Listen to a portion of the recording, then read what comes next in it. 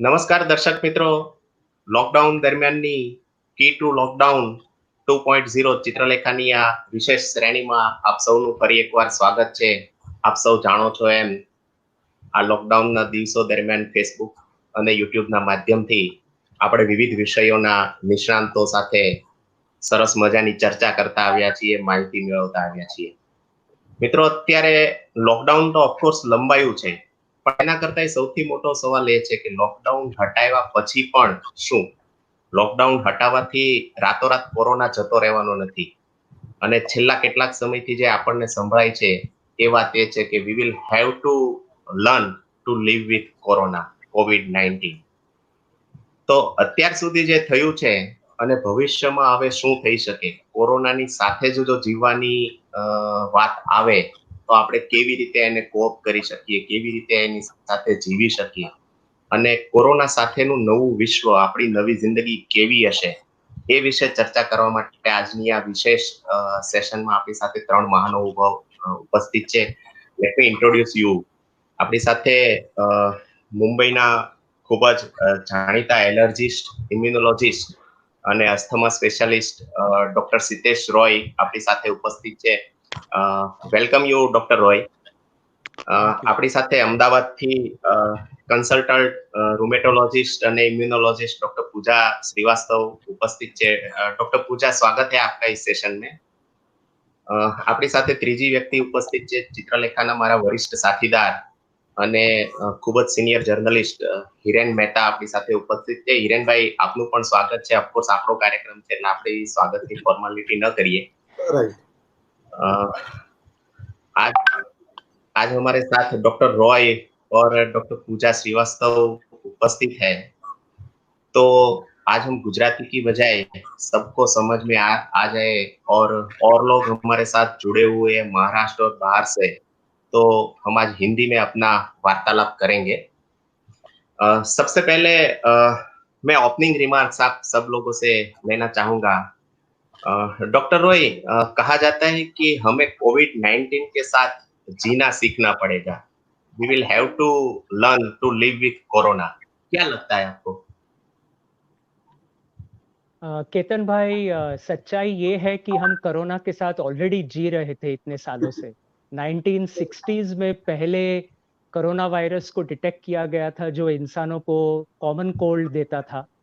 उसके बाद और एक 1970 में आया, 80 में आया. कुल मिला के 6 कोरोना वायरसेस है, उसमें से 4 हमारे कम्युनिटी में हर साल कम से कम 1 या 2 बार सर्कुलेट करते हैं और नॉर्मल सर्दी देते हैं लोगों को. तो रियलिटी ये है कि ये वायरसेस हमारे लिए बिल्कुल 100% नहीं न्यू है, लेकिन ये वाला वायरस जरूर नया है और ये भी हमें कुछ सिखा के जाएगा और वही सीखने के लिए आज हम सब जुड़े हैं साथ में. हमको इससे डरना नहीं है, हमको इससे कुछ अच्छा सीखना है और अच्छा जीवन जीना है. ये मेरा बिलीफ है. Yes doctor Pooja, your opening remarks please. बिल्कुल, मैं बिल्कुल डॉक्टर सितेश के साथ हूँ. हम इस कोरोना वायरस के साथ तो काफ़ी टाइम से अच्छे से रह रहे हैं और ये जो नया वायरस है हम इसके साथ भी जीना सीख रहे हैं और भी टाइम के साथ और भी अच्छे से सीख जाएंगे. अगर हम दूसरे देशों के साथ कंपेयर करें, जैसे कि अमेरिका है, इटली है, स्पेन है, उसके कंपैरिजन में अभी तक इंडिया इस ग्लोबल पैंडेमिक से बहुत अच्छी तरह से लड़ रहा है और ये सबके साथ के साथ ही पॉसिबल है. ये कोई अकेले व्यक्ति की लड़ाई नहीं है, ये हम सब की लड़ाई है और हमें साथ मिलकर लड़ना है. जी बिल्कुल, लड़ाई तो लड़नी है हमें. हिरेन भाई, कैसे लड़ेंगे ये लड़ाई? आप अपनी ओपनिंग रिमार्क्स देंगे. हिरेन भाई. सबसे पहले तो डॉक्टर्स जो हमारे हैं, जिनको हम लोग कोरोना वॉरियर्स के नाम से बोल रहे हैं, कल हमारे तीनों डिफेंस फोर्सेस ने भी बोला कि we should respect the warriors. और एयरफोर्स, आर्मी और नेवी अपने हिसाब से जो पहली दफे ऐसा शायद डॉक्टर रॉय और डॉक्टर पूजा, यू में correct me if I am wrong, कि पहली दफे ऐसा वर्ल्ड के हिस्ट्री में होगा कि तीनों फोर्सेस एक साथ मिलके कल मतलब संडे को कोरोना वॉरियर्स के लिए ये जो उन्होंने प्रोग्राम जो अनाउंस किया कल हमारे तीनों डिफेंस चीफ कि वो लोग सैल्यूट एक अलग तरीके से करेंगे, जो मतलब डॉक्टर्स के अलावा और भी जो मतलब डॉक्टर्स है, पैरामेडिक्स हैं, पुलिस हैं, फायर फाइटर्स है, म्यूनिसिपल स्वीपर्स हैं, इन शॉर्ट जो भी लोग ये फाइट में कुछ ना कुछ अपनी ओर से कंट्रीब्यूट कर रहे हैं। और मैं मीडिया की ओर से बोल रहा हूँ कि मीडिया ने लकीली मतलब फॉरगेट अबाउट सोशल मीडिया, लेकिन जो प्रिंट और इलेक्ट्रॉनिक्स मीडिया है, शुरू में हमको ऑनेस्टली स्पीकिंग इतना पता नहीं था कि ये, और इसीलिए शायद उसको नोवेल बोलते हैं, नोवेल कोरोना वायरस, क्योंकि ये रिलेटिवली थोड़ा नया था। लेकिन जैसे जैसे जानकारी मिलती गई तो मीडिया भी एक अपने हिसाब से कंस्ट्रक्टिव रोल कर रहा है कि ज्यादा करके अफवाहें जो फैल रही है पर्टिकुलरली ऑन सोशल मीडिया, तो उससे लोगों को अवेयर करने का काम मीडिया ने अभी पिछले कई दिनों में बहुत अच्छी तरीके से किया है। नो डाउट काफी जगह पे प्रिंट मीडिया को बहुत बुरी तरीके से अफेक्ट हुआ है कि प्रिंट एडिशंस निकलती नहीं है काफी सारी न्यूज़पेपर्स की, मैगजीन की, तो फिर भी हम भी अपने हिसाब से काम कर रहे हैं। और डॉक्टर्स जो भी पॉजिटिव मैसेज देते हैं उनको हम हो सके वो अलग अलग मीडियम से लोगों तक पहुंचाने का काम कर रहे हैं। तो yes, it is going to be a joint fight, एक मिलजुल के लड़नी है, और hopefully we should come out of it as early as possible.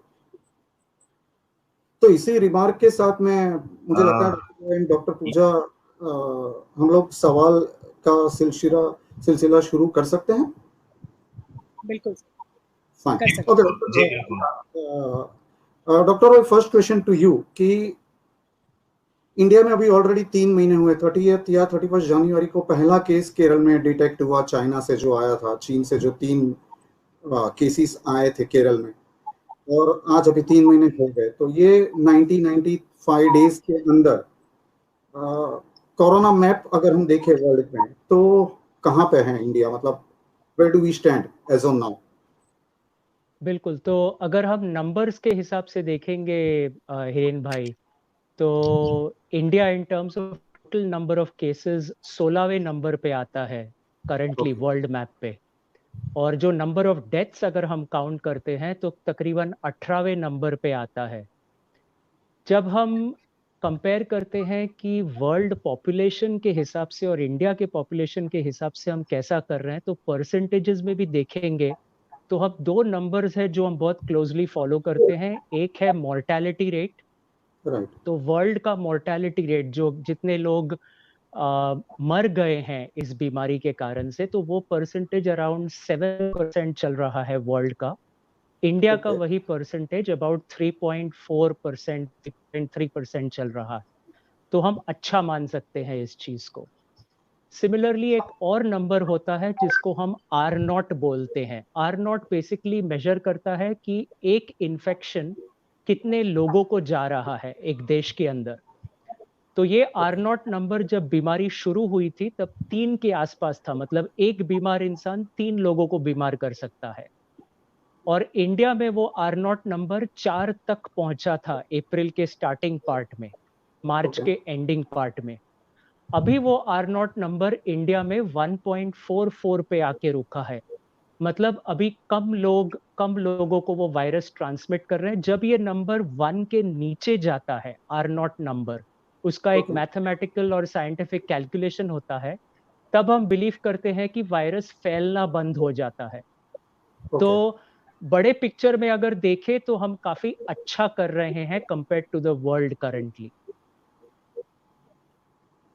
Okay, इसी और सवाल, सॉरी, और इसमें लॉकडाउन का बहुत बड़ा हाथ है, क्योंकि लॉकडाउन से हमने वो चीज को स्प्रेड होने से रोक पाए हैं। डॉक्टर पूजा, इसी सवाल को थोड़ा और कंटिन्यू करते हैं कि पहले बोला जाता, क्योंकि जब लोगों को ये इतना पता नहीं था कोरोना वायरस के बारे में, नोवेल कोरोना वायरस के बारे में, तो फेज 1 में है इंडिया, फेज 2 में है, फिर फेज 2 फेज 3 के बारे में काफी आईसीएमआर में, हेल्थ मिनिस्ट्री के ऑफिशियल्स में भी काफी कुछ कंफ्यूजन था। कुछ लोग बोल रहे थे we are already into phase 3, कुछ लोग बोल रहे थे नो स्टिल इन फेज 2। तो वो जो थोड़ा कंफ्यूजन था उसके बारे में थोड़ा बताएंगे, ये फेज के हिसाब से जो इम्यूनोलॉजिस्ट पर्टिकुलरली, क्योंकि डॉक्टर्स में भी सबसे ज्यादा कोई एक स्पेशलिटी जो होती है जो कोरोना वायरस के मतलब अपनी इम्यून सिस्टम को जो मॉनिटर करते हैं, like immunologist like you and doctor Roy, तो ये फेज 2 फेज 3 जो होता है इम्यून सिस्टम के हिसाब से आप थोड़ा इलेबोरेट करेंगे कि क्या होता है, मतलब आप कैसे कंसीडर करते हैं उसको? ये जो कोरोना वायरस के स्प्रेड के फेजेस हैं, स्प्रेड 1 की वायरस सिर्फ इंपोर्टेड है, मींस जो हमारे कंट्री में बाहर से आ रहे हैं लोग सिर्फ वही इन्फेक्टेड है। फेज 2 है कि जो बाहर से आए उनके जो क्लोज कॉन्टैक्ट्स में लोग आए हैं सिर्फ वो ही इन्फेक्टेड है। फेज 3 जब हम बोलते हैं तो ये उसका मतलब ये है कि वायरस अब कम्युनिटी ट्रांसमिशन में आ गया है।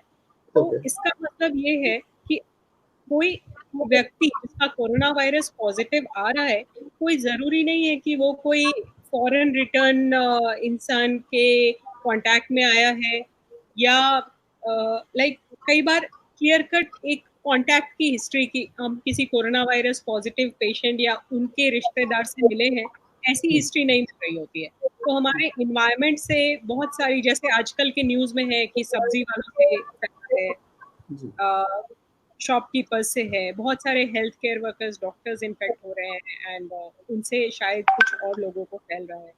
सो जब इस स्टेज में आ जाता है कि आप एग्जैक्ट सोर्स नहीं फाइंड आउट कर पा रहे हैं कि कहाँ से है, ये कम्युनिटी में बहुत सारे सोर्सेज से इन्फेक्शन फैलने लगता है, तो उसको हम फेज 3 बोलते हैं ट्रांसमिशन का। दैट मीन्स अब ये वायरस हमारे कम्युनिटी में आ गया है और अब हम इसको अब इसका स्प्रेड ज्यादा होगा और उसके रोकने के लिए और स्ट्रिक्ट लॉकडाउन और स्ट्रिक्ट क्वारंटाइन की जरूरत है। तो आपके हिसाब से ये टाइम एज ऑन नाउ 2 मई को हम लोग कौन से स्टेज पे हैं? Are we into phase 3? Most जो जैसे महाराष्ट्र है, गुजरात है, न्यू दिल्ली है, राजस्थान है, इनके जो मेन शहर हैं जहाँ पे बहुत ज़्यादा नंबर्स हैं, उन शहरों में ये कम्युनिटी ट्रांसमिशन यानी कि फेज 3 में पहुँच गया है। बहुत सारे ऐसे स्टेट्स हैं और डिस्ट्रिक्ट्स हैं जहाँ पर अभी भी गिने चुने केसेस हैं, 8-10 केस हैं, 15 केस हैं, और सो उस जगह पे उनके जो कॉन्टैक्ट्स हैं और उनको क्लस्टर क्वारंटाइन करके रखा गया है, वहाँ उनको फैलने से रोका जा सकता है। केरला स्टेट इसका बहुत अच्छा एग्जाम्पल है। उन्होंने बहुत अच्छे से अगर कोई केस पॉजिटिव आया है, उसके जितने पॉसिबल कॉन्टैक्ट पर्सन्स हैं उनको ट्रेस करके उन सबको क्वारंटाइन किया है। इस कारण केरला एक ऐसा स्टेट है जिससे कि इंडिया में हम सब लोग एग्जांपल ले रहे हैं और वर्ल्ड ओवर भी केरला मॉडल का डिस्कशन हो रहा है। अमेरिका में, यूके में भी लोग केरला मॉडल डिस्कस कर रहे हैं। सो इसमें डॉक्टर्स का एक ग्रुप होता है जिनको एपिडेमियोलॉजिस्ट बोलते हैं, डॉक्टर्स या स्टैटिस्टिशियंस मिलकर जो काम करते हैं, उन्होंने बहुत अच्छा काम किया है वहाँ पे। और ये इसका कारण है कि उन्होंने ऐसे नीपा वायरस, ऐसे इबोला के भी 1-2 केसेस केरला में आए थे, उन्हें पहले से एक्सपीरियंस है इस तरह के वायरसेस एंड आउटब्रेक्स को कंट्रोल करने का। सो प्रोबब्ली इसके कारण केरला ज्यादा अच्छा सक्सेसफुली इसको कंट्रोल कर पाया है। डॉक्टर रॉय, ये पूछना था, हम लोग जब वायरस की बात कर रहे हैं, आपने पहले बोला कि ये कोरोना का ये 7वां टाइप का वायरस है, इसमें बीटा वगैरह जो रहता है, लेकिन लोगों को समझ में आए इस हिसाब से आप बोलिए ना जरा कि जेनेटिकली ये वायरस स्ट्रॉन्ग है, वीक है, क्या है? मतलब आप कैसे डिफाइन करेंगे ये पर्टिकुलर वायरस को? तो ये वायरस एक ग्रुप को बिलोंग करता है जिसको बीटा कोरोना वायरस बोलते हैं, और ये वायरस नॉर्मली सिर्फ जानवरों में पाया जाता है। तो 2002-2003 में आपने सुना होगा कि सार्स बोल के एक इन्फेक्शन आया था, सिवियर एक्यूट रेस्पिरेटरी सिंड्रोम। ये आया था सिवेट कैट्स के अंदर से ह्यूमंस में ट्रांसमिट हुआ था। ओरिजिन उसका वापस बैट्स में था, जो चमगादड़ बोलते हैं जिसको। सिमिलरली 2012-13 के आसपास मर्स बोल के एक इन्फेक्शन आया था जिसको मिडिल ईस्ट रेस्पिरेटरी सिंड्रोम बोलते थे, और वो कैमल्स के थ्रू आया था। अब ये जो वायरस है करंटली जिसको हम सार्स कोवी 2 बोल रहे हैं, पहले वाले सार्स को सार्स कोवी बोला जाता है, तो ये वायरस भी बैट्स के थ्रू ओरिजिनेट हुआ है और बैट्स के अंदर 500 कोरोना वायरसेस के प्रजाति पाए जाते हैं। इसके ऊपर बहुत रिसर्च हुआ है। और कभी-कभी लोगों के हैबिट्स के कारण से, डिफॉरेस्टेशन के कारण से, ह्यूमंस और एनिमल्स क्लोज कांटेक्ट में आने के कारण से, और ह्यूमंस एनिमल या बर्ड का मीट खाने के कारण से ये वायरसेस जानवर से इंसान में आ जाता है। और क्योंकि ये पहली बार इंसानों में आता है, इसीलिए उसको नोवेल बोलते हैं। हमारे इम्यून सिस्टम का एक बहुत इंपॉर्टेंट पार्ट होता है जिसको हम इनेट इम्यूनिटी बोलते हैं, और एक एडेप्टिव इम्यून सिस्टम होता है जो पहले अगर किसी वायरस को या उस टाइप के वायरस को देखा हुआ होता है तो उससे तुरंत उसके साथ रिस्पॉन्स माउंट करके उसको खत्म कर देता है। पूरे 7.8 बिलियन लोगों में दुनिया में ये नोवेल कोरोना वायरस उन्होंने कभी नहीं देखा है, और इसी कारण से ये इतना रैपिडली और एक्सटेंसिवली स्प्रेड हुआ है। बट इसका सोर्स एनिमल्स है, वो एनिमल से म्यूटेट होके ह्यूमंस में आता है और फिर वो ह्यूमंस के अंदर म्यूटेट होते हुए फर्दर स्प्रेड होता है। ये वायरस है बहुत छोटा, आपने शायद व्हाट्सएप पे देखा होगा, कहा जाता है कि 1 ग्राम ऑफ सार्स कोवी-2 ने 7.8 बिलियन लोगों को लॉकडाउन में डाल दिया है। ये वायरस इतना छोटा होता है और इतना हल्का होता है, और ये एयरबोर्न ट्रांसमिशन से ट्रांसमिट हो रहा है। मतलब ऐसा नहीं है कि सिर्फ छींकने और खांसने से। पाया गया है कि अगर आप सिर्फ किसी के साथ थोड़ा जोर से बोलोगे या सिंगिंग करोगे या किसी के बहुत नजदीक से बात करोगे तो भी ये वायरस एयरबोर्न होके ट्रांसमिट हो सकता है।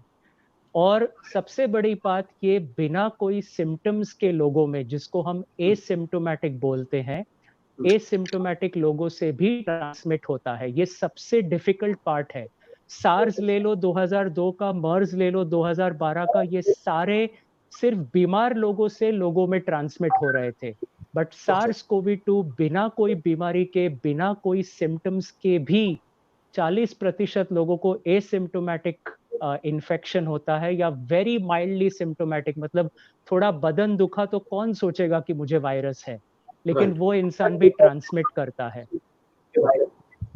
तो आप जो असिम्प्टोमेटिक पेशेंट्स की बात कर रहे हैं वो प्रोपोर्शन भी काफी हद तक बढ़ा हुआ है। बिल्कुल बिल्कुल, समवेयर बिटवीन 20 to 40% लोग एसिम्प्टोमेटिक रहते हैं, शायद नंबर्स इवन हायर हो। माइल्ड इन्फेक्शंस लो तो 80% माइल्ड तक जाते हैं। एसिम्प्टोमेटिक प्लस माइल्ड 80% लोगों को बहुत हल्के सिम्टम्स होते हैं। तो उनकी वजह क्या हो सकती है? इधर वन बाय वन आप और डॉक्टर पूजा बताइए कि उसकी वजह क्या होती है। आदमी की खुद की इम्यूनिटी स्ट्रांग होने की वजह से उनको ज्यादा सिम्टम्स नहीं दिखते हैं, क्या होता है? डॉक्टर पूजा आप लेना चाहते हो, फिर मैं लूंगा। कौन लाइक ये कोविड-19, ये कोरोना वायरस इन्फेक्शन, इसके कारण हमें कितनी तकलीफ होती है? हमें बिल्कुल भी तकलीफ नहीं होती है, हमें सिर्फ थोड़ी सी सर्दी खांसी होती है या ऑक्सीजन की रिक्वायरमेंट आती है या हम आईसीयू में एडमिट होते हैं। ये बहुत ज़्यादा होस्ट फैक्टर्स पे डिपेंड करता है। होस्ट फैक्टर्स मीन जिनको ये इन्फेक्शन हो रहा है, उसमें कुछ लोग हैं जिनको ये बीमारी ज़्यादा होने के चांसेस हैं, जिसमें हम कह सकते हैं कि इम्यून सिस्टम इतना अच्छे से रिएक्ट नहीं करता है। जैसे कि एज ज़्यादा है जिनको साथ में दूसरी बीमारियां हैं, जैसे डायबिटीज़ है, हाइपरटेंशन है, किसी की कैंसर की ट्रीटमेंट चल रही है, किसी को पहले से लंग में प्रॉब्लम्स है, पुराना निमोनिया का दाग है, या इंटरस्टिशियल लंग डिजीज, एक लंग से होने वाली बीमारी होती है वो है, प्रेगनेंसी के फेजेस हैं, इन लोगों में ये बीमारी ज़्यादा होने की प्रॉब्लम आती है। दूसरा और इनमें बीमारी थोड़ी ज़्यादा सिवियर हो सकती है, मॉर्टेलिटी का रिस्क ज़्यादा होता है। एक और कारण है जिसके कारण बहुत सिवियर जो होती है वो एग्जैक्टली वायरस प्रॉब्लम नहीं कर रहा है, हम कैसा रिएक्ट करते हैं, हमारा इम्यून सिस्टम, बॉडी की जो आर्मी है वो इस वायरस के अगेंस्ट कितनी लड़ाई करती है, उस पर डिपेंड करता है कि अल्टीमेटली हमारा कैसा सिस्टम होता है।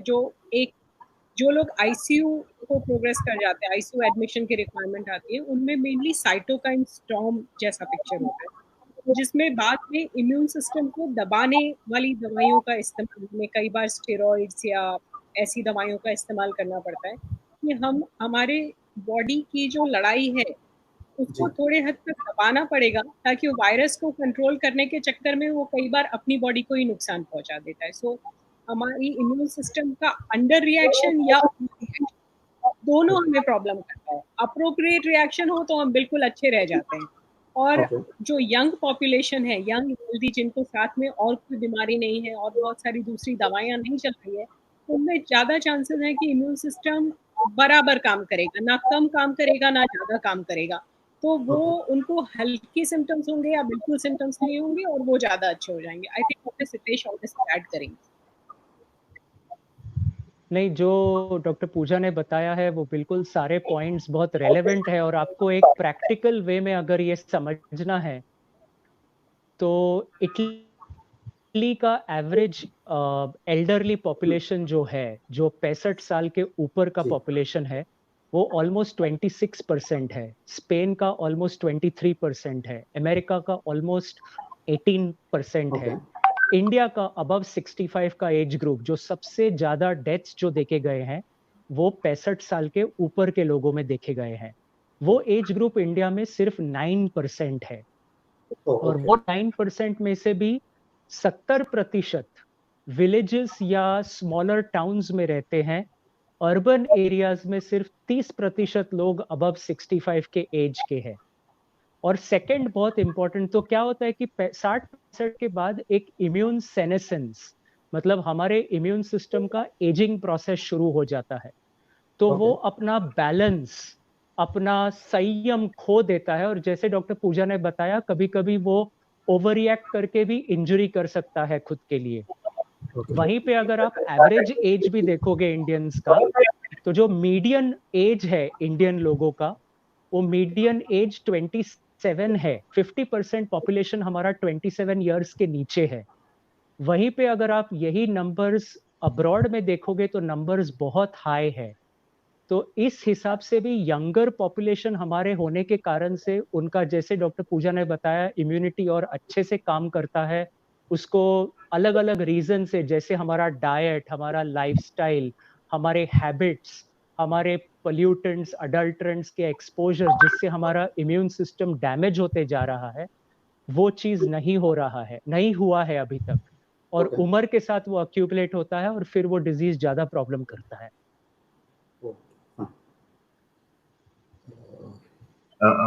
राइट हिरेन भाई, हमारे साथ दो जो लोग जुड़े हुए हैं, वो कुछ क्वेश्चंस हमारे पास आ रहे हैं। Can we take questions? Doctor Roy, doctor Pooja. बिल्कुल बिल्कुल। ओके, एक डॉक्टर सुजाता कुमार करके चेन्नई से हमारे साथ जुड़ी है। शी वांट्स टू आस्क कि does a person get immune to the virus once they have contacted it? Shall I repeat? अभी तक no I got the question. So Yes. क्या पर्सन इन्फेक्शन के बाद इम्यून हो जाता है वायरस को? तो मैं आपको बताता हूँ कि Yes. सार्स के बाद, सार्स इन्फेक्शन 2002-2003 के बाद, उन्होंने वो रिस्पॉन्स को 2 साल तक स्टडी किया इंसानों में। पाया गया कि पहले 3 से 4 महीना इंसान बहुत अच्छे से इम्यून रहता है, उस वायरस को वापस होने के चांसेस इन्फेक्शन के बहुत कम रहते हैं। बट तीसरे चौथे महीने के बाद वो, जिसको हम मेमोरी इम्यूनिटी बोलते हैं या एडेप्टिव इम्यूनिटी बोलते हैं, वो इम्यूनिटी डिक्लाइन, कम होते जाता है, घटते जाता है धीरे धीरे। और 1 साल के रेंज में काफी लोगों का इम्यूनिटी पाया गया कि जो वो पहले 3 महीनों में था वो नहीं रहता। तो ये कोरोना वायरस के बारे में हमारे पास तो अभी 1 साल का स्टडी है नहीं, लेकिन जो ट्रैक रिकॉर्ड है सार्स का और ये कोरोना वायरस ग्रुप का, बीटा कोरोना वायरसेस का, वो ट्रैक रिकॉर्ड बताता है कि शायद हम 1-1.5 साल तक इम्यून रह सकते हैं, लेकिन उसके बाद हमारा इम्यूनिटी फेड होके वो इन्फेक्शन हमको फिर से पकड़ सकता है। और जिनका इम्यूनिटी शुरुआत से ही वीक है, वो शायद 3-6 महीना भी उनका प्रोटेक्टिव इम्यूनिटी ना लास्ट करे। बट ये सारे सवालों के जवाब हमारे पास नहीं है। इसको बहुत केयरफुली स्टडी किया जा रहा है। चाइना में ऑलरेडी स्टडीज चल रहे हैं जहाँ पे जो लोग ठीक हो गए हैं उनके महीने, 15 दिन, 20 दिन में इम्यूनिटी चेक हो रही है, एंटीबॉडीज चेक हो रहे हैं, और हमें कुछ महीनों के बाद इसके सही जवाब मिलेंगे। और इसीलिए मैं लोगों को बोलता हूँ, मेरा हमेशा एवरी स्टेज में मैं बात करता हूँ, लोग वायरस से फाइट करने की बात करते हैं, मैं बोलता हूँ कि अपने इम्यून सिस्टम पे काम करो, क्योंकि प्रोटेक्शन आपको वहां से मिलेगा। वायरस अपना और दूसरा बात है, ये वायरस म्यूटेट करता है। तो जैसे हर साल फ्लू का इन्फेक्शन, लोगों को ये आंकड़े शायद पता नहीं, 5 लाख लोग हर साल इन्फ्लुएंजा, फ्लू से मरते हैं पूरी दुनिया में।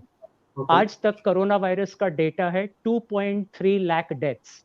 मतलब 3 महीने में कोरोना वायरस, कोविड-19 ने कम लोगों को मारा है कंपेयर टू फ्लू हर साल मारता है।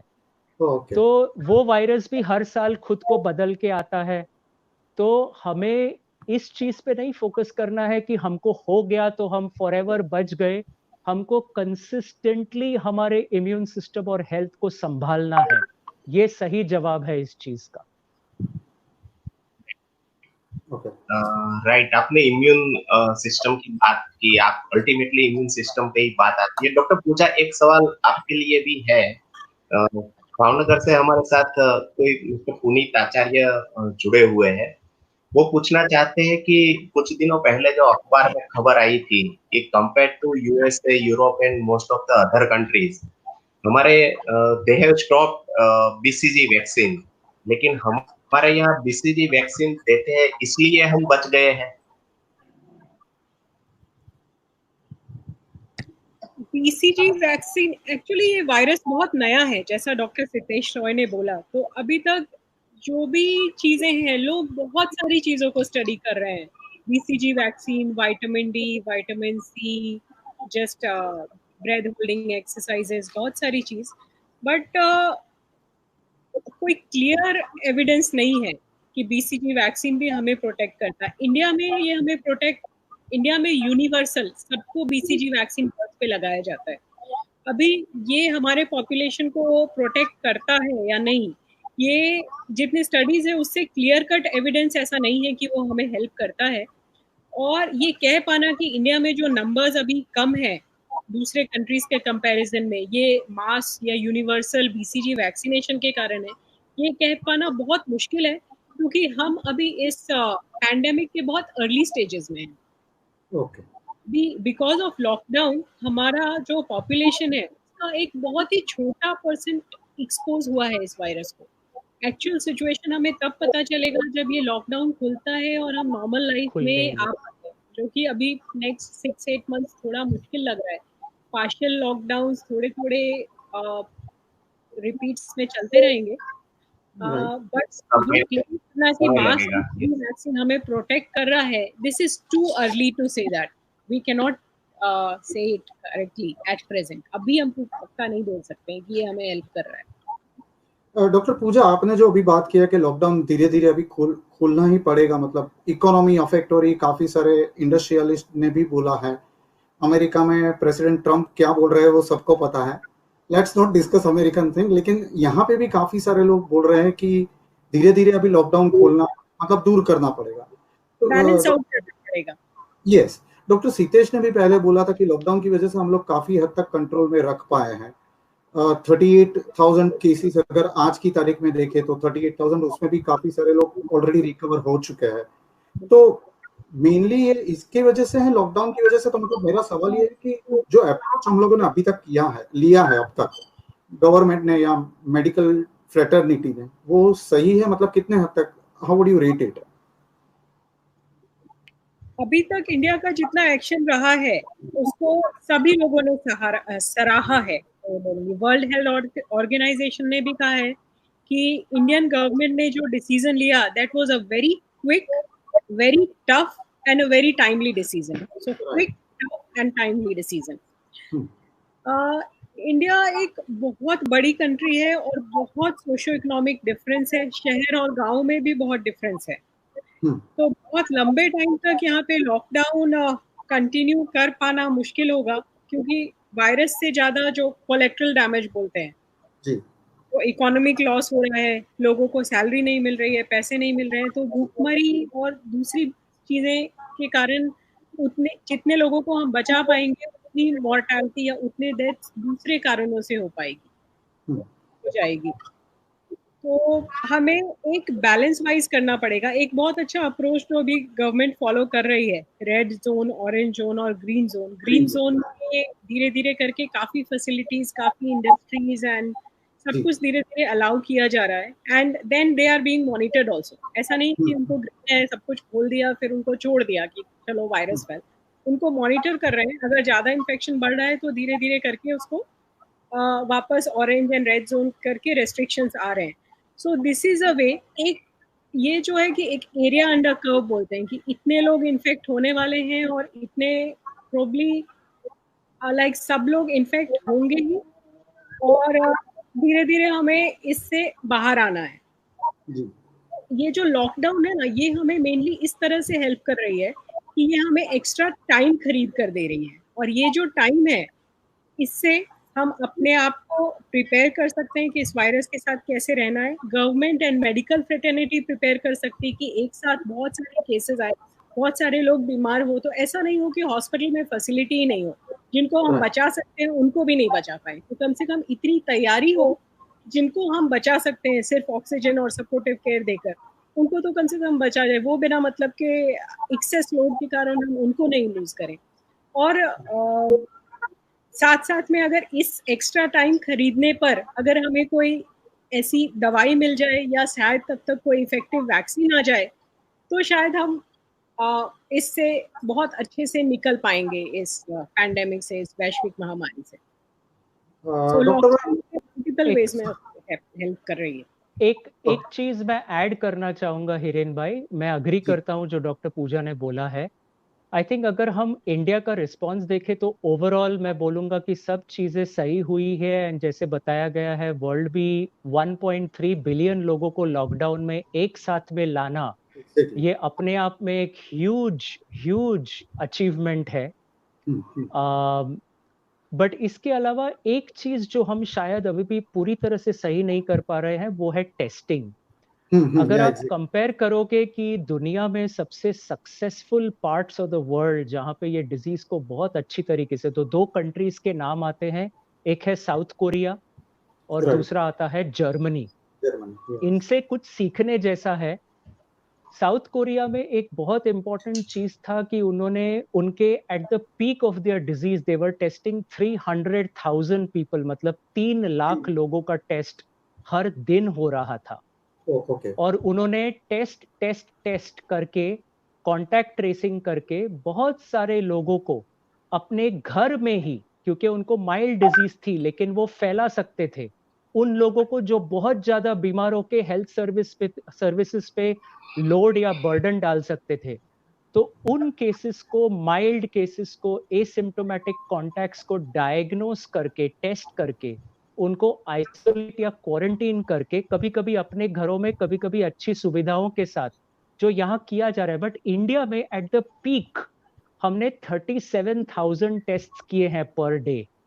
आप नंबर में डिफरेंस देखिए, साउथ कोरिया का पॉपुलेशन 5.1 करोड़ है, हमारा पॉपुलेशन 130 करोड़ है, और हम सिर्फ इतना टेस्टिंग कर रहे हैं। तो एट सम पॉइंट जैसे ये लॉकडाउन्स खुलेंगे, अगर हमको really on top of the game रहना है, हमको और टेस्टिंग करना पड़ेगा, ये पक्का है।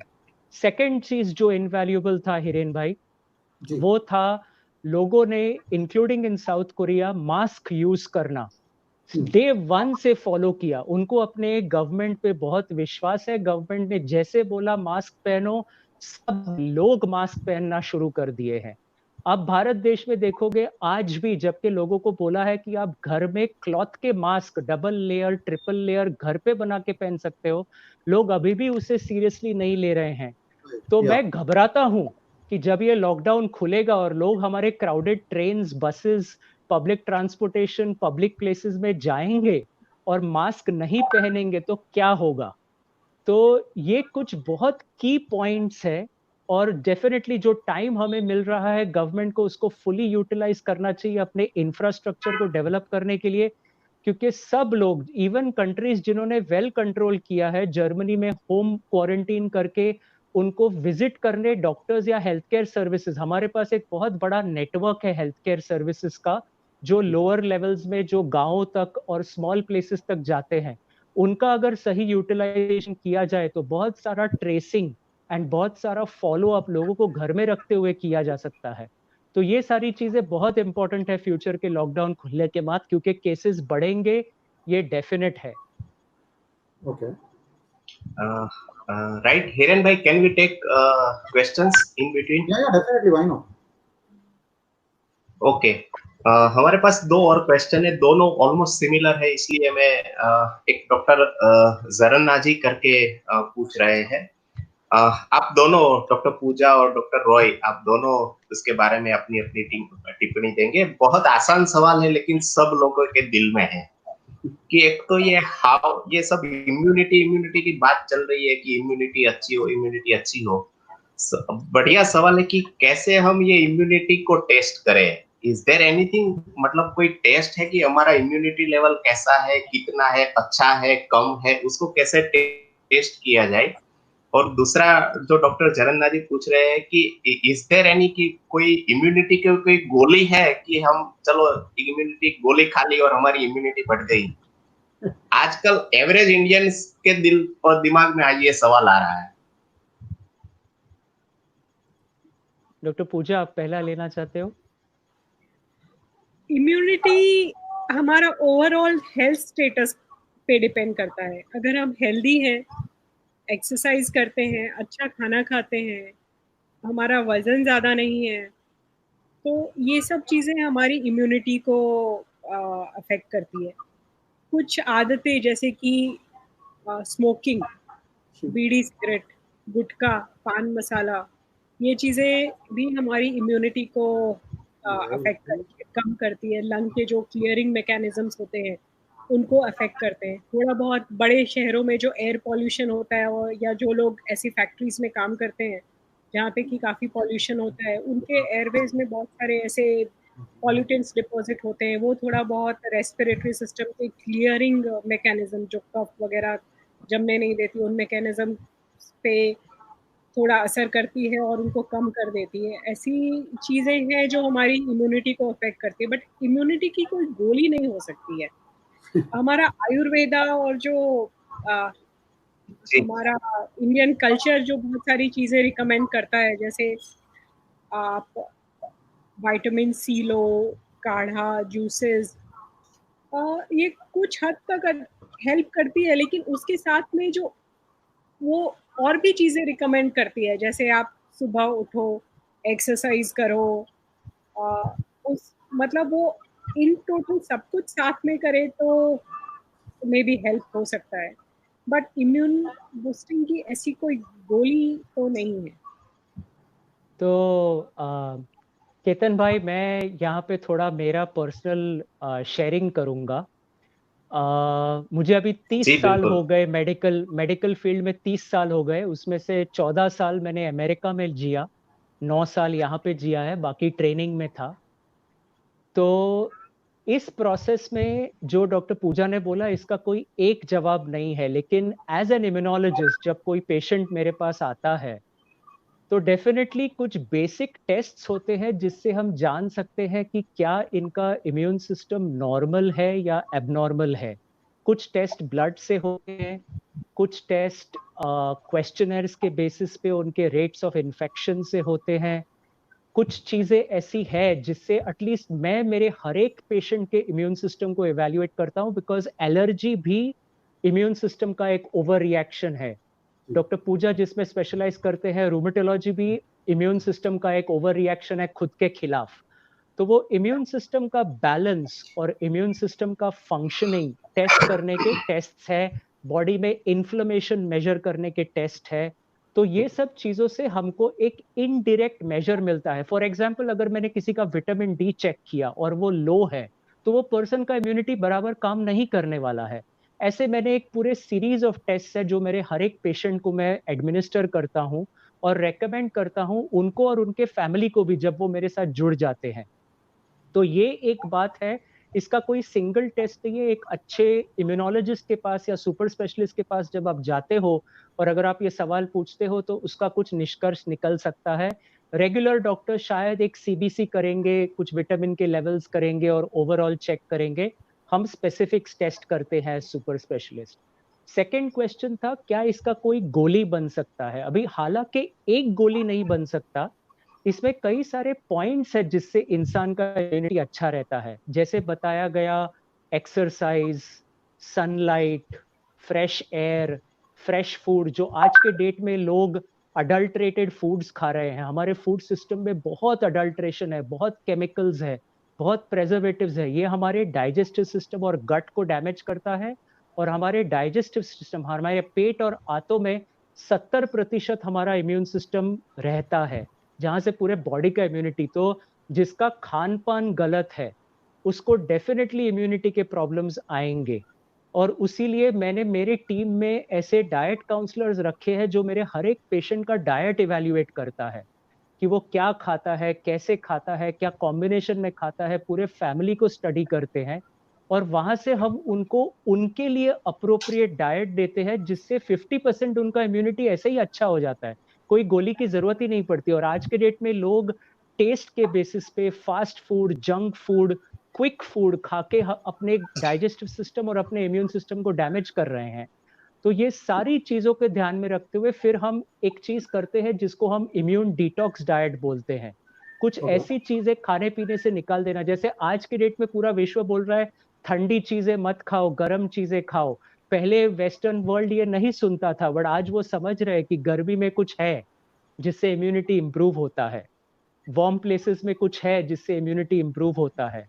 तो ऐसे करके बहुत फूड कॉम्बिनेशंस है जिसमें हम गाइड करते हैं। उसके बाद इम्यून बूस्टिंग सप्लीमेंट्स, कुछ ऐसे नेचुरल चीजें, जैसे आप सब ने vitamin C, vitamin D, zinc तो सुना ही होगा, इसके अलावा आपने हल्दी सुना होगा।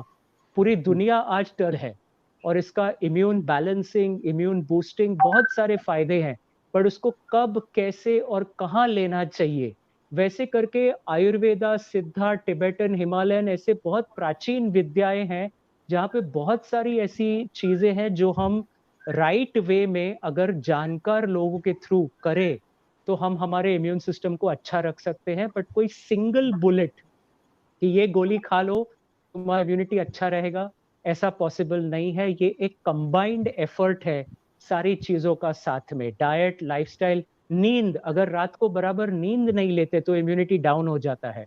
डायबिटीज का बहुत बड़ा कारण है lack of appropriate sleep at night. और अभी क्या देखा जा रहा है, डायबिटीज के कारण से कोरोना वायरस के इन्फेक्शंस और सिवियर हो जाते हैं वो लोगों में। तो ये सब इंटरकनेक्टेड है, ये सारी चीजें इंटरकनेक्टेड है। एक चीज मैं और राइट, जस्ट इस पे एक चीज और, इम्यून बूस्टिंग के ऊपर में बहुत सारा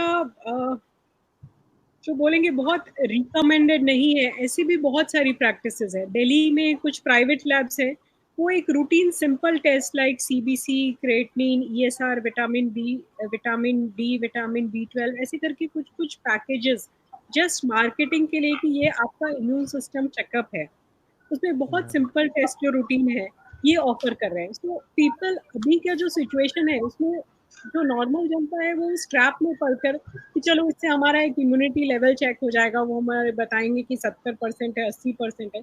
सो ऐसा कोई परसेंटेज नहीं होता है। जैसे डॉक्टर सिद्धेश ने बताया, जब आपको रिकरेंट इन्फेक्शन हो रहे हैं, ऐसे कुछ स्पेशल कंडीशंस होते हैं जिसमें हम उस एरिया पे फोकस करते हैं। रूटीन हेल्दी लाइफ हम चलते फिरते अगर बोले कि नहीं हमारा इम्यूनिटी लेवल कैसा है, सो उस ट्रैप में नहीं पड़ना चाहिए। लोग मार्केटिंग के लिए बहुत कुछ कर रहे हैं अभी, सो हमें उस ट्रैप में नहीं पड़ना है कि इससे अगर ये टेस्ट हमें बोलता है कि हमारा इम्यूनिटी लेवल 80% है तो we are free, we can roam around and हमें कोरोना वायरस नहीं होगा।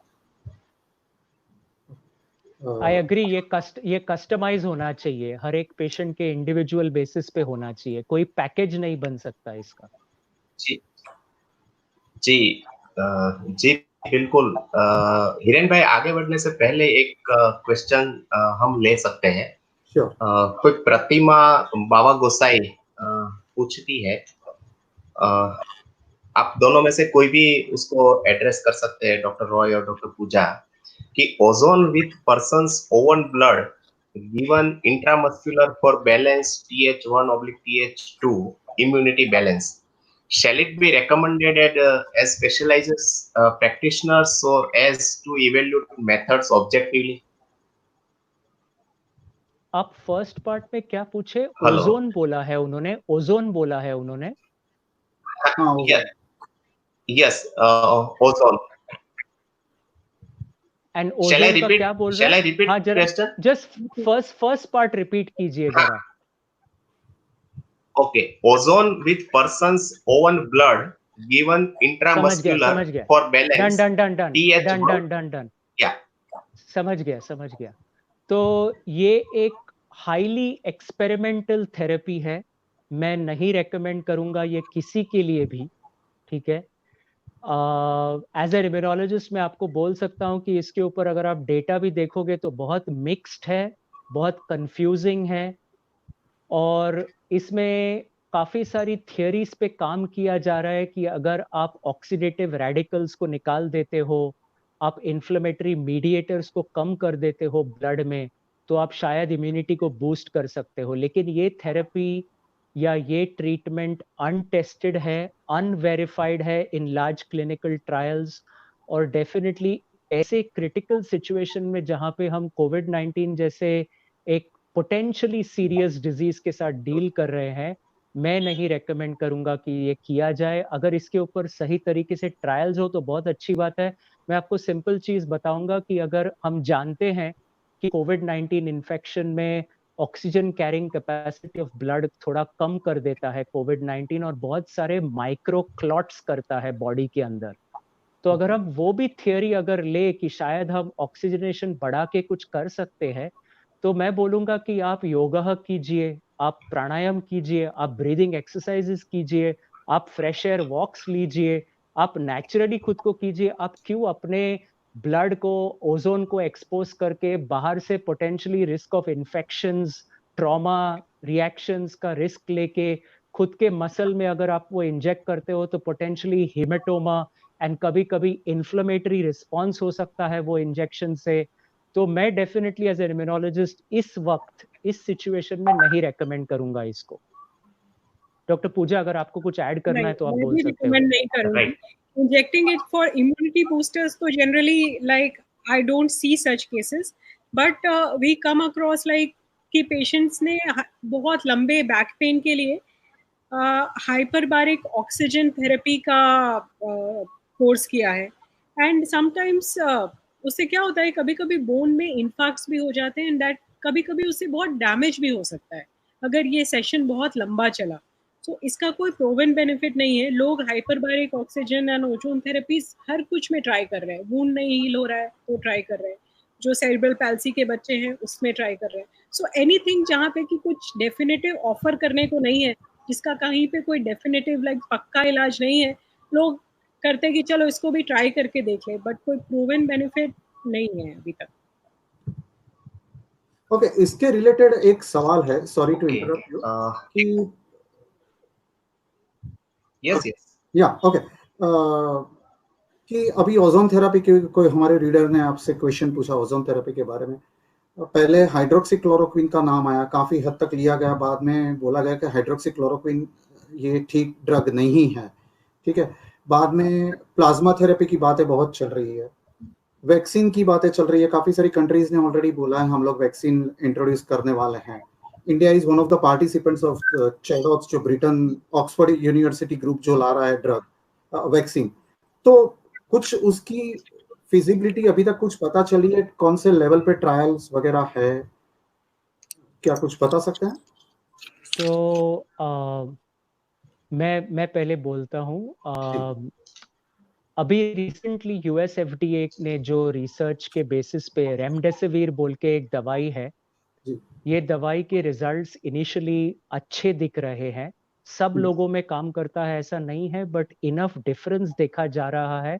कंट्रोल ग्रुप जिनको दवाई नहीं दी गई और जिनको दवाई दी गई, उनमें इनफ डिफरेंस देखा जा रहा है कि वो ड्रग सक्सेसफुल माना जा रहा है अभी। Not 100% successful, but successful compare to hydroxychloroquine या एजिथ्रोमाइसिन, जिसका अभी तक कोई ये नहीं है, डेटा नहीं है जो सपोर्ट करता है कि वो हाईली सक्सेसफुल है। दूसरा एक ड्रग है फेविपिराविर बोल के, ये भी, ये दोनों पुराने ड्रग्स है, काफी टाइम से थे, इसके लिए यूज किए जा रहे हैं और कुछ बेनिफिट्स देखे जा रहे हैं। इसके अलावा भी कुछ मेडिसिन है जो ट्राई किए जा रहे हैं जो शायद सक्सेसफुल रहे। ये एंटीवायरल एजेंट्स में आते हैं। प्लाज्मा थेरेपी बोला, हिरेन भाई आपका और मेरा काफी अच्छे से बात हुआ था, आपके आर्टिकल जस्ट आई है चित्रलेखा में अभी। प्लाज्मा थेरेपी करने का तरीका बहुत इंपॉर्टेंट है, और उसे रैंडमली कोई भी ठीक हो गया है उससे प्लाज्मा लेके ब्लड से सेपरेट करके दे दिया, काम नहीं होता।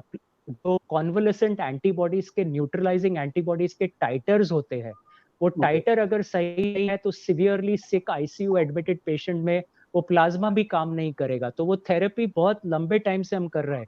1918 में जब स्पेनिश फ्लू, स्वाइन फ्लू का ह्यूज आउटब्रेक हुआ था जिसमें 5 करोड़ लोग मर गए थे दुनिया में, उस टाइम पे भी कॉन्वलेसेंट प्लाज्मा थेरेपी सक्सेसफुली किया गया था।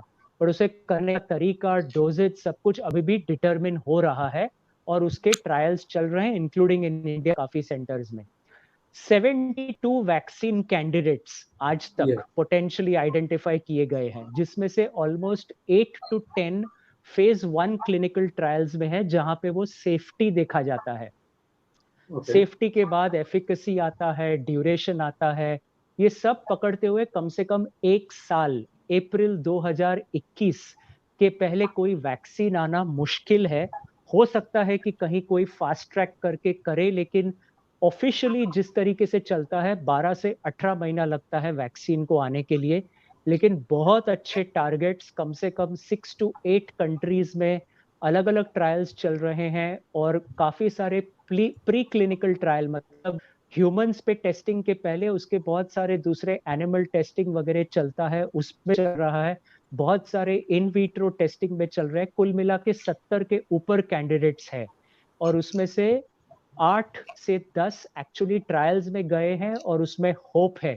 लेकिन ये सब चीजों को टाइम लगने वाला है। इसमें से कुछ भी ऐसा नहीं है जो कल के कल। रेमडेसिविर शायद कुछ हफ्तों में कहीं कहीं in terms of compassionate use या in terms of clinical trials के बेसिस में लोगों को अवेलेबल किया जाए, बट वो भी हॉस्पिटलाइज पेशेंट को, वो ऐसा नहीं कि वो प्रिवेंटिवली लोग लेंगे कि मुझे ना हो इसीलिए, क्योंकि वो इंजेक्टेड ड्रग है, इंजेक्शन से दिया जाता है, वो ओरल ड्रग नहीं है। जी ओके, एक सवाल डॉक्टर पूछिए। सॉरी, वैक्सीन में एक ये ऐड करना है कि हमारा सीरम इंस्टीट्यूट पुणे, जी, they are working in association with Oxford group. उन्होंने एक बहुत बड़ा इनिशिएटिव, या मैं बोलूँगी कि इनिशिएटिव ऐसा लिया है कि अगर ये वैक्सीन काम कर गए, उन्होंने ह्यूमन ट्रायल शुरू कर दिए हैं। टोटल 6 कंपनीज ने अभी ह्यूमन वॉलंटियर मींस हेल्दी या इन्फेक्टेड असिम्प्टोमेटिक पेशेंट्स में वैक्सीन इंजेक्ट करना शुरू कर दिया है। उसमें ऑक्सफोर्ड ग्रुप के साथ सीरम इंस्टीट्यूट पुणे ने एक बहुत बड़ा इनिशिएटिव लिया है कि एक तो वो ट्रायल में साथ में जा रहे हैं, प्लस इसके साथ में उन्होंने इस वैक्सीन का मास प्रोडक्शन भी शुरू कर दिया है। सो इन नेक्स्ट 3 to 6 मंथ अगर हमें लगता है कि ये वैक्सीन काम कर रही है, तो उन्होंने एक गैम्बल प्ले किया है कि अगर रिजल्ट्स पॉजिटिव आते हैं, तो पॉजिटिव रिजल्ट्स जब प्रूव होता है उस टाइम पे उनका प्रोडक्शन लेवल इस हद तक होगा कि that vaccine will be available to general public. Normally क्या होता है, रिसर्च होता है, उसके बाद मास प्रोडक्शन, एंड उसमें 6 to 8 months एंड 1 year का डिले हो जाता है। सो कॉमन मैन तक पहुंचते पहुंचते और 1 साल की देरी हो जाती है। So they have played a gamble कि अगर ये वैक्सीन काम कर जाती है, तो जब ये रिजल्ट आता है 3 से 6 महीने में कि हाँ ये वैक्सीन कारगर है, तो शायद नवंबर दिसंबर तक हमें ये वैक्सीन मिल जाए। और वो इंडिया में इसका अप्रॉक्सीमेट कॉस्ट भी अभी तक प्रपोज कर रहे हैं कि लगभग 1000 रुपये पर पर्सन इसका कॉस्ट आएगा वैक्सीन का। सो लेट्स होप कि शायद ये वैक्सीन काम कर जाए। अगर काम नहीं करती है तो उनका मास प्रोडक्शन वेस्ट में जाने वाला है, but still they have taken a gamble and they have started. इसको हम इम्यूनोलॉजी के फील्ड में बहुत बड़ा गैम्बल मानते हैं, और काफी सारे कंपनीज कर रहे हैं। उन्होंने बिलियंस ऑफ डॉलर्स डाला है, जहाँ पे वो टेस्टिंग के साथ साथ प्रोडक्शन भी शुरू कर रहे हैं। तो but I guess the magnitude of the problem, लोगों को ऐसा लग रहा है कि ये वर्थ इट है इस टाइम पे। जी अच्छा, अगला सवाल डॉक्टर। मैं सिर्फ इतना बोलूंगा कि सार्स के ऊपर भी वैक्सीन ट्राई किया गया था, मर्स के ऊपर भी वैक्सीन ट्राई किया गया था, आज तक नहीं बना, क्योंकि आरएनए वायरसेस खुद को बहुत रैपिडली म्यूटेट करते हैं। मतलब आपने एक वैक्सीन तैयार किया, तब तक वो खुद को बदल के नया बन जाएगा।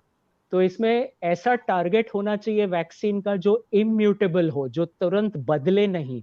उसके ऊपर बहुत अच्छा काम चल रहा है, मुझे गलत मत समझिए, लेकिन मैं ये भी नहीं बोलूंगा कि लोगों को वैक्सीन के होप पे अपना बाकी का हेल्थ इग्नोर करना चाहिए कि वैक्सीन आ जाएगा तो हमको कोई प्रॉब्लम नहीं है। वैक्सीन आने के बाद भी हमारे पास इन्फ्लुएंजा वैक्सीन इतने डेकेड से है, पर आज भी इन्फ्लुएंजा खुद को म्यूटेट करके through something called a genetic shift, genetic drift, लाखों लोगों को बीमार, करोड़ों लोगों को बीमार करता है हर साल। डॉक्टर रॉय, आपने जो बोला कि ये वायरस टिकने वाला है, तो इसीलिए हम लोगों ने टाइटल भी ये प्रोग्राम का इसीलिए दिया है कि जिंदगी के साथ भी और कोरोना के बाद भी, क्योंकि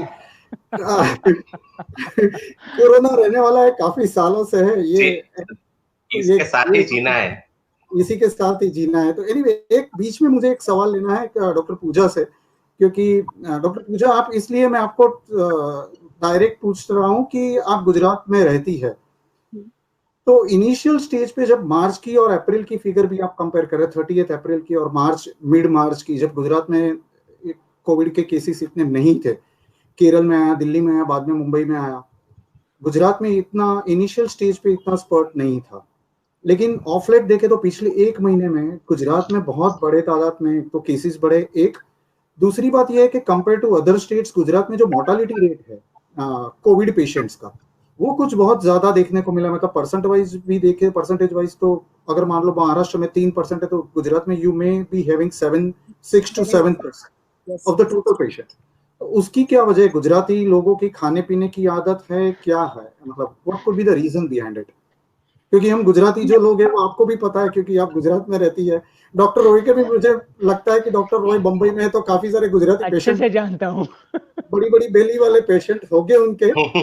तो या आपको क्या लगता है गुजरात में ये बढ़ा है? नहीं, मतलब मेडिकली स्पीकिंग क्या क्या वजह हो सकती है गुजरात में बढ़ा?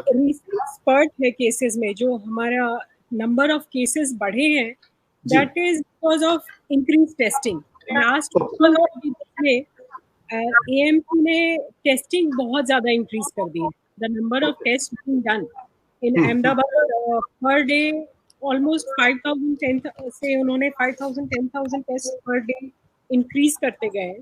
सो एंड जो हॉटस्पॉट एरियाज में है, वहाँ से असिम्प्टोमेटिक कॉन्टैक्ट्स और उनके आसपास का पूरा एरिया उन्होंने स्कैन किया है। प्लस बहुत सारे जो रैंडम सैम्पलिंग भी उन्होंने बहुत सारे सोसाइटीज में शुरू की है, जहाँ की लाइक एक सोसाइटी में जाकर 15-20 सैंपल्स लिए हैं, एंड उसमें से अगर कोई पॉजिटिव आता है तो further contract tracing and more sampling. So जो सडन इंक्रीज है, that is because of increase in number of test. Mortality will say कि मॉर्टेलिटी कभी झूठ नहीं बोलता है। एक पहले डिस्कशन चल रहा था कि प्रोबली गुजरात में वुहान स्ट्रेन ऑफ वायरस है, एल स्ट्रेन है, और उसके कारण मॉर्टेलिटी ज़्यादा है।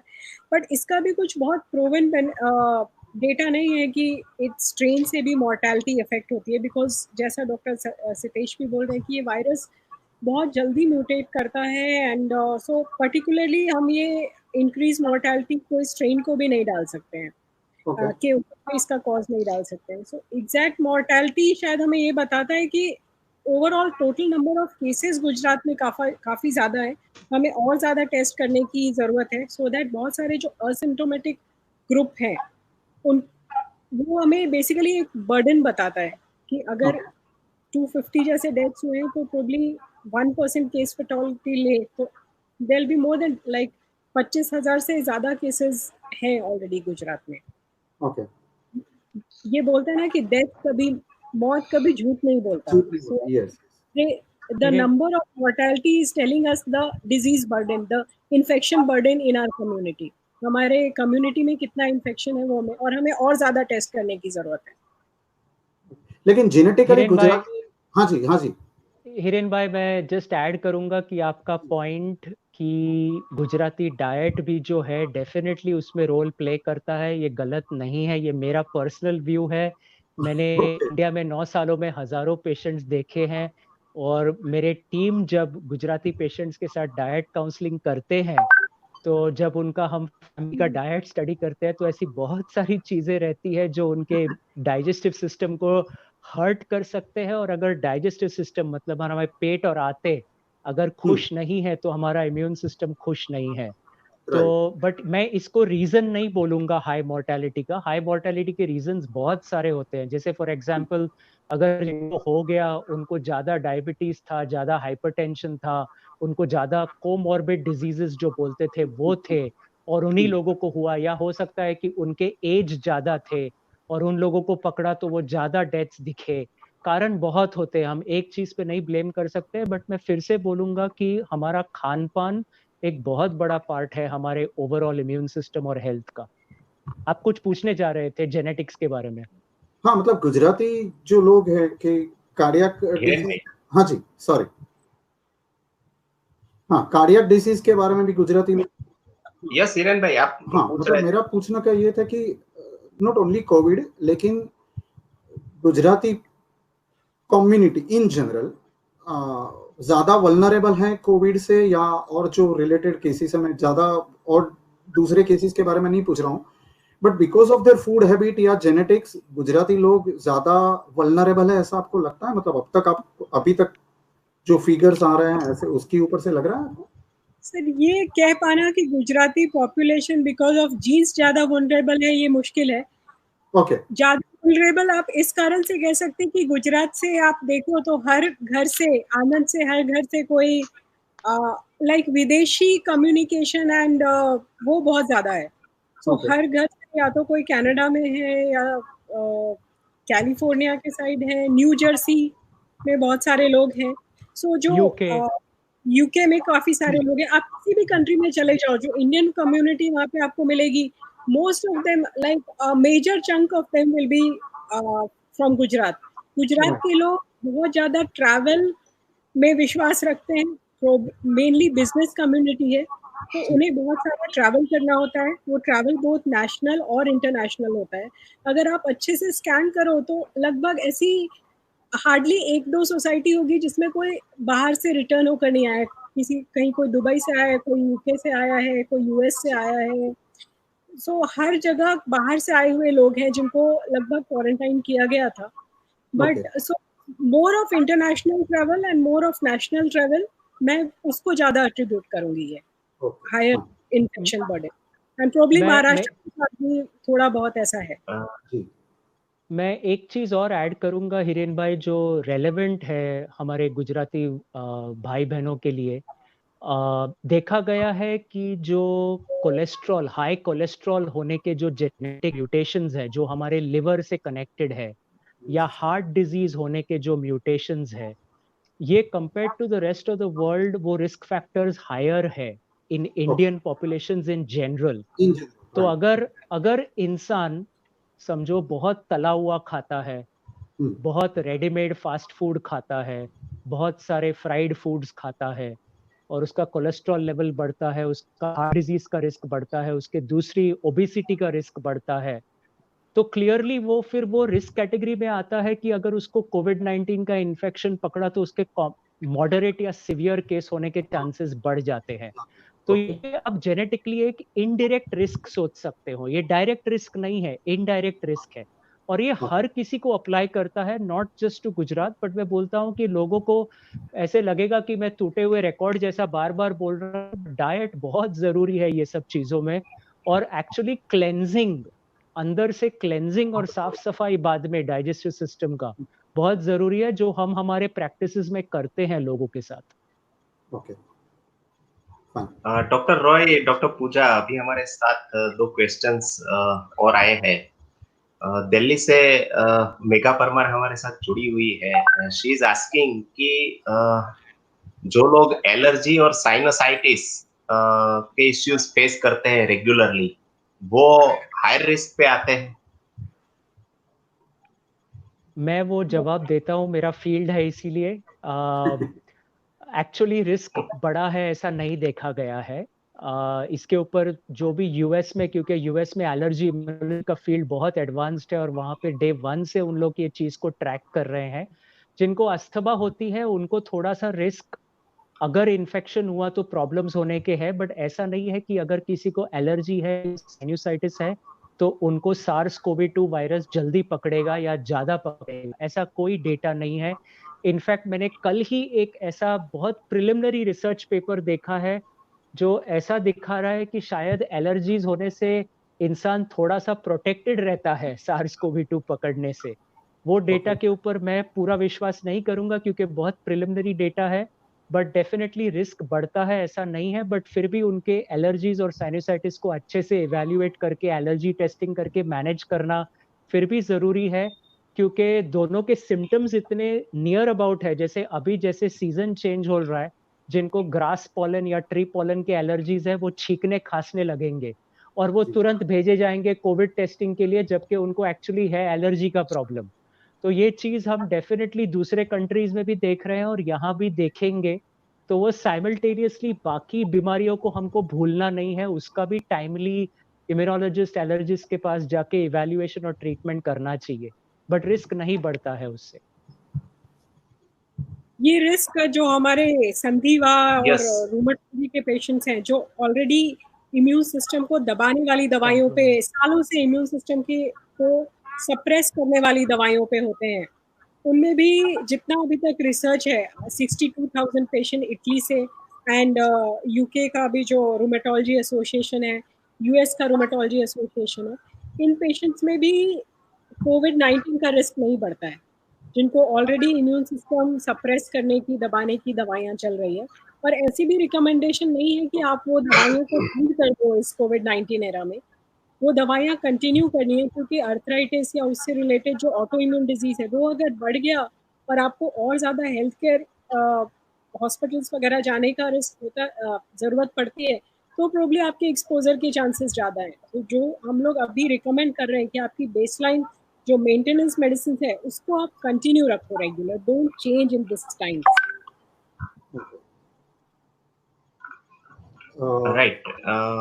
अभी हमारे साथ यस हिरेन भाई। ना ना यू कंटिन्यू केतन। हिरेन भाई, हाँ हमारे साथ अभी एक जीपी जोशीपुरा करके रीडर जुड़े हुए हैं। वो पूछना चाहते हैं, जो मच डिबेटेड आजकल वर्ल्ड में जिसकी सबसे चर्चा हो रही है, हर्ड इम्यूनिटी, जो स्वीडन ने जो स्ट्रेटेजी अपनाई है हर्ड इम्यूनिटी की, तो उसको इंडियन कंटेक्स्ट में कैसे देखते हैं? थोड़ा बहुत लेमन के हिसाब से, मतलब हमारे रीडर्स समझ पाए उस हिसाब से आप एक्सप्लेन करेंगे हर्ड इम्यूनिटी।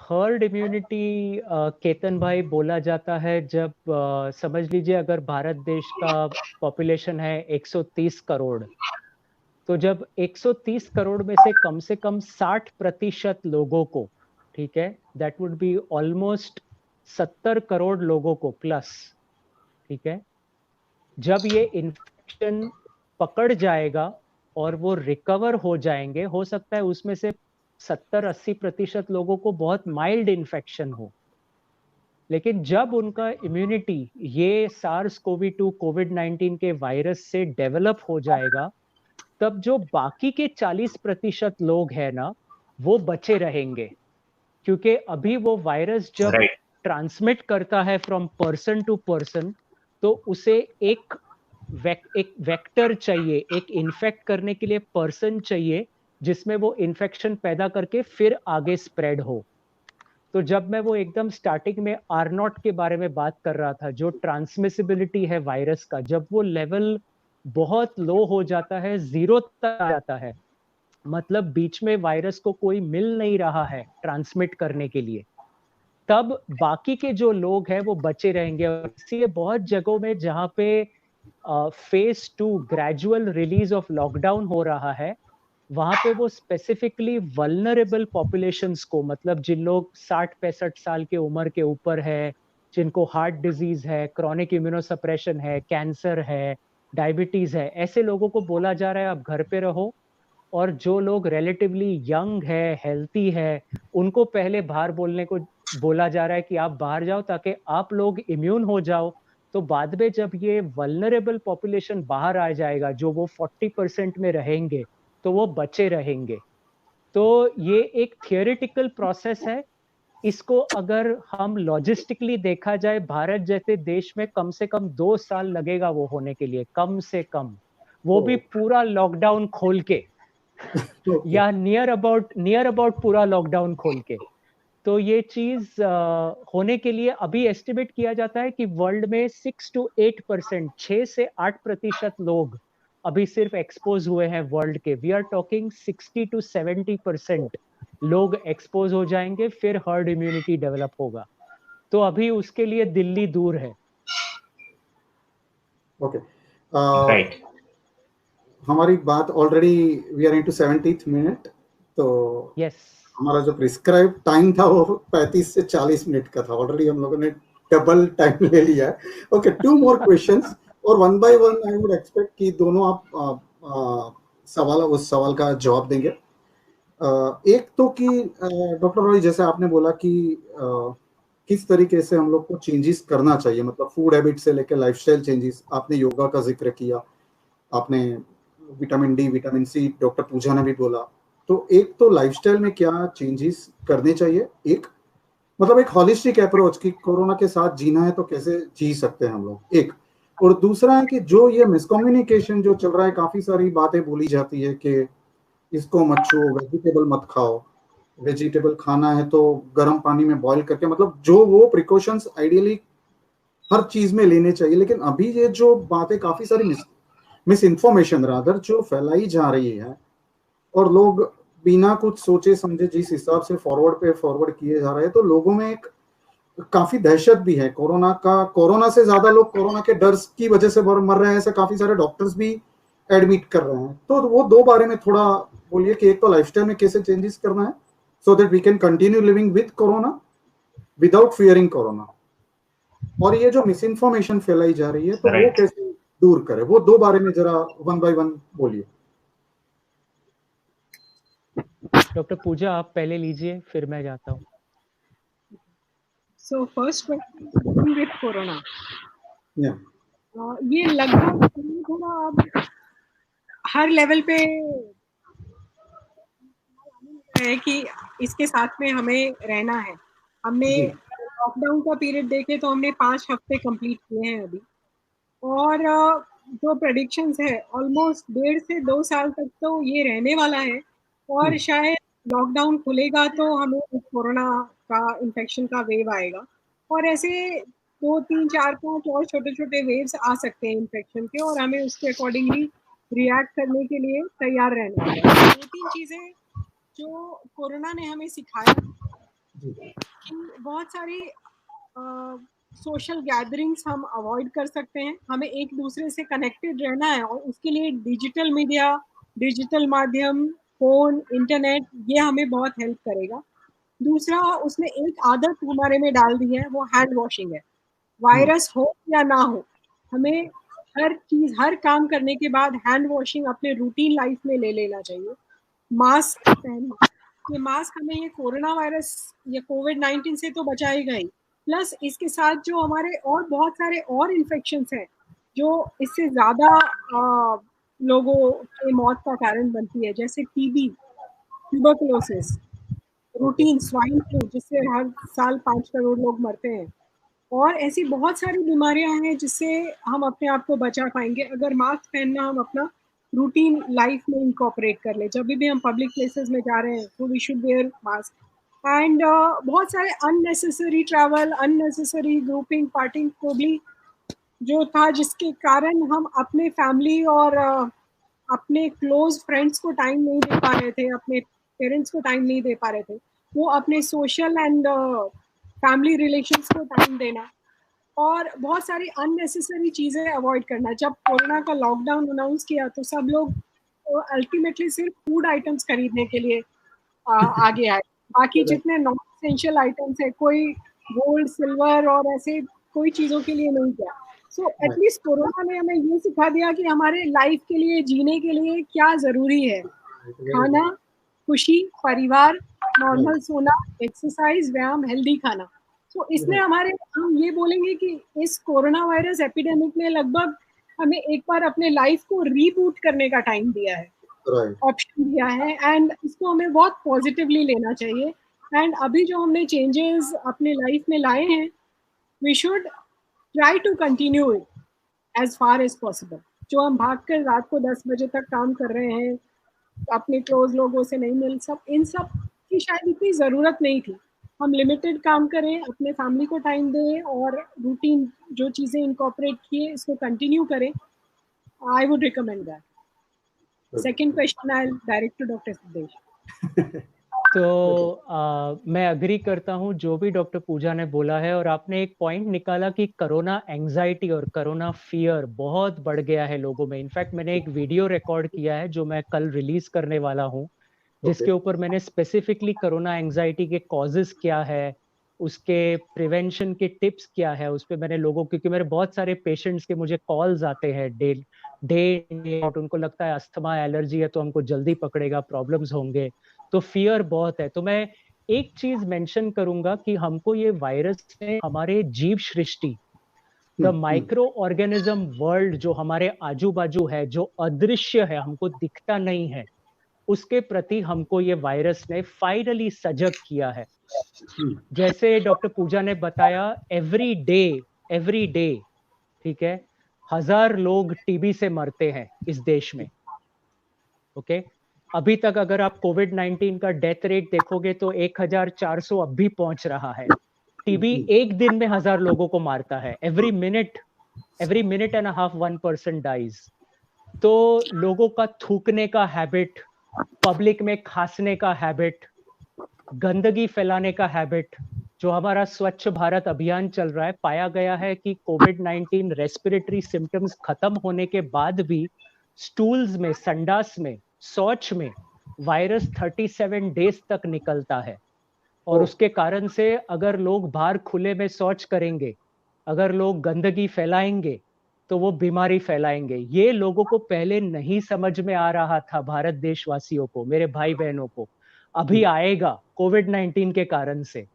तो जो हैंड वॉशिंग बताया गया, फेस मास्क पहनना बताया गया, अपने इम्यूनिटी को टाइम टू टाइम बूस्ट करना, हेल्थी रहना, डाइट सही खाना, लाइफस्टाइल सही खाना, और ये जो आपने एक चीज बोला कि फ्रूट्स और वेजिटेबल्स को धोना बहुत जरूरी है, क्योंकि बहुत सारे रॉन्ग प्रैक्टिसेस चलते हैं to make food available for cheap.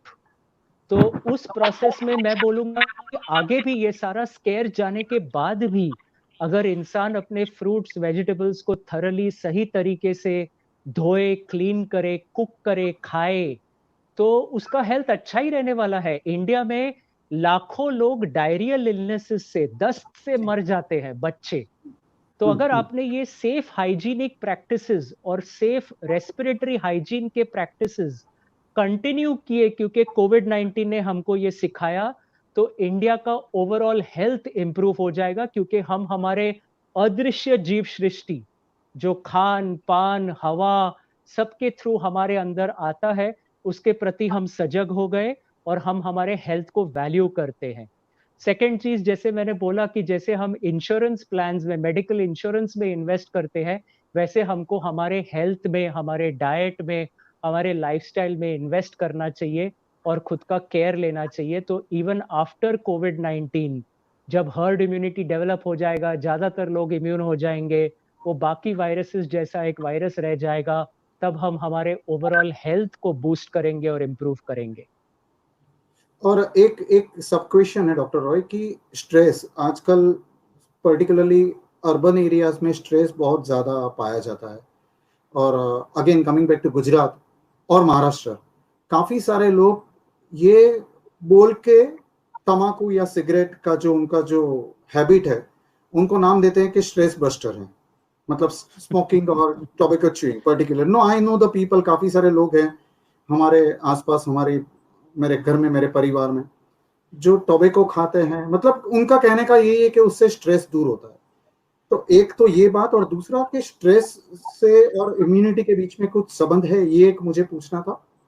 और दूसरा, ये टाइम में मगर मान लो किसी को ये हैबिट, क्योंकि टोबैको वगैरह नहीं मिलता है काफी सारी जगह पे, सिगरेट के ब्लैक मार्केटिंग में, किसी से बीच में बात कर रहा था, मेरे जो दोस्त जिनको ये हैबिट है, they pay 3 times, no seriously, they pay 3 times higher the amount. I believe you, I know it.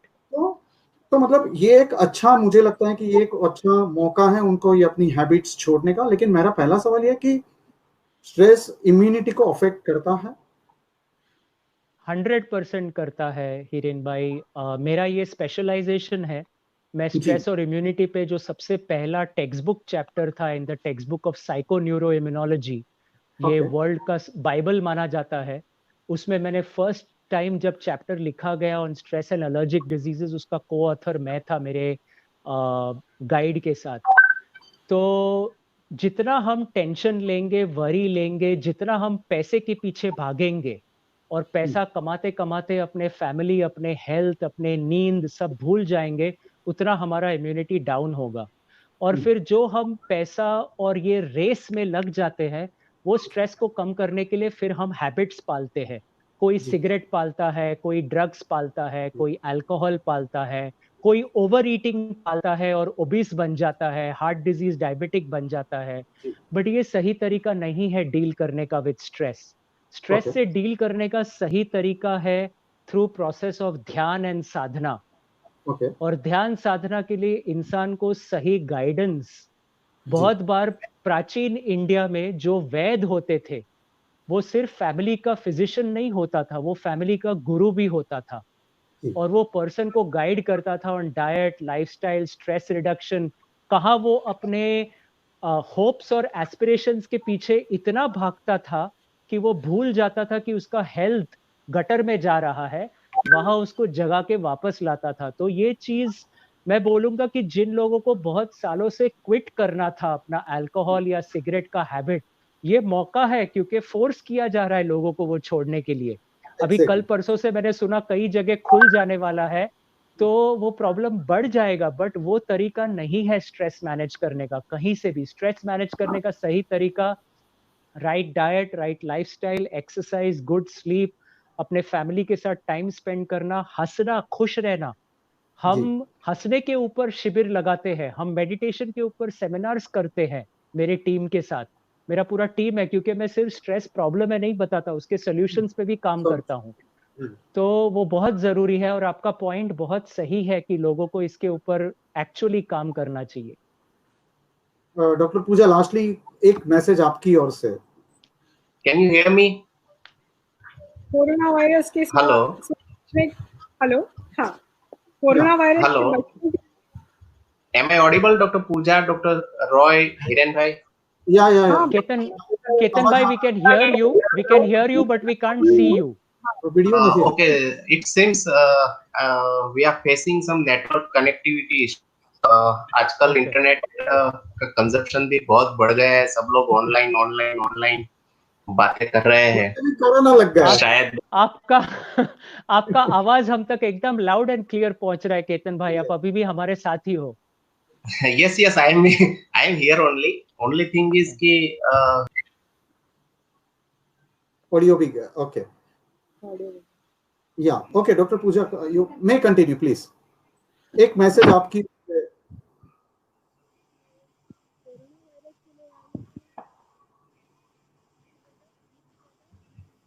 Hello hello,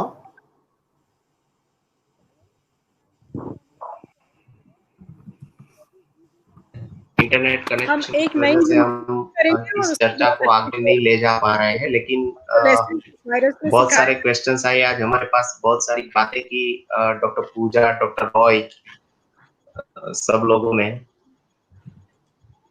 once again हम कोशिश कर रहे हैं इन लोगों से जुड़ने की। Dr. Pooja, we could hear you now. There was a problem in your line, but you can speak now. Can you hear me now? हाँ। Anyone of you, can you hear please? Yes, loud and clear. Okay, it seems we are losing connectivity. We have lost connectivity. Anyway, वैसे भी we can hear you. इस चर्चा में काफी वक्त भी निकल चुका है। We can hear you, Dr. आप सब लोगों ने हमारे साथ उपस्थित रहे, हमारी चर्चा में भाग लिया। हेलो,